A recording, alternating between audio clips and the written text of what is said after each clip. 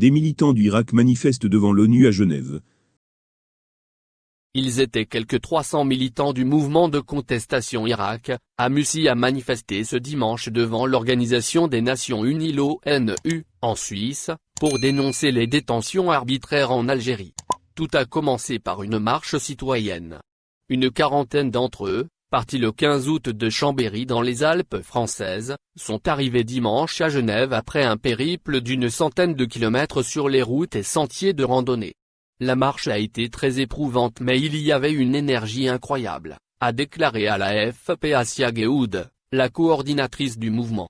Les autres Algériens, arrivés nombreux de France, les attendaient, sous le soleil, devant l'Organisation des Nations Unies, l'ONU, arborant de grands drapeaux algériens et amazighes.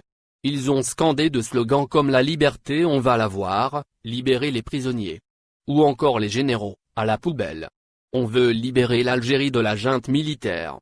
J'ai envie que cela soit un pays démocratique au sens réel du terme, pas une démocratie de façade, a expliqué à l'AFP Raïda, arrivée de Strasbourg. Les militants ont également installé sur la place des Nations, située devant le siège européen de l'Organisation des Nations Unies, l'ONU, à Genève, des photos de prisonniers de conscience. Une lettre ouverte a été au préalable envoyée à Michelle Bachelet, haut-commissaire aux droits de l'homme, signée d'avocats, de militants et experts. Cette lettre comporte également la liste de la quarantaine de détenus d'opinion qui croupissent dans les prisons depuis plusieurs mois pour certains d'entre eux.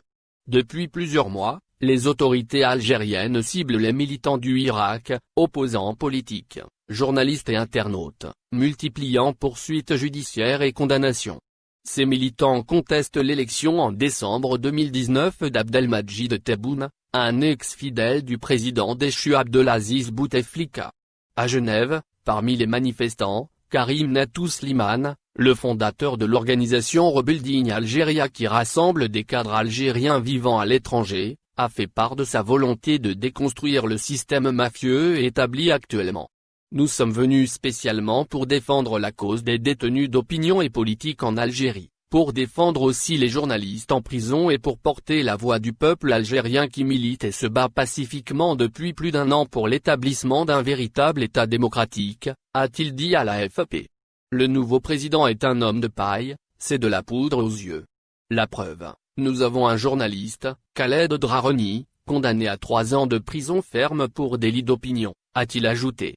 Khaled Drareni, directeur du site d'information Casbah Tribune et correspondant en Algérie pour la chaîne francophone TV5 Monde et l'ONG Reporters sans frontières a été lourdement condamné le 10 août pour incitation à attroupement non armé et atteinte à l'unité nationale.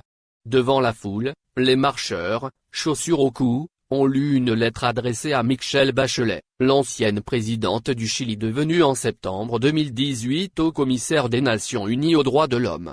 Cette lettre dénonce les violations flagrantes des droits fondamentaux du peuple algérien, dont les arrestations et détentions arbitraires, et demande à Madame Bachelet de rappeler au gouvernement algérien ses obligations juridiques internationales. Il ne s'agit pas de demander une ingérence étrangère. Il s'agit de rappeler à l'Algérie les engagements qu'elle a signés, a lancé une des marcheuses, Yasmine Siadj, faisant allusion au pacte international relatif aux droits civils et politiques de l'ONU.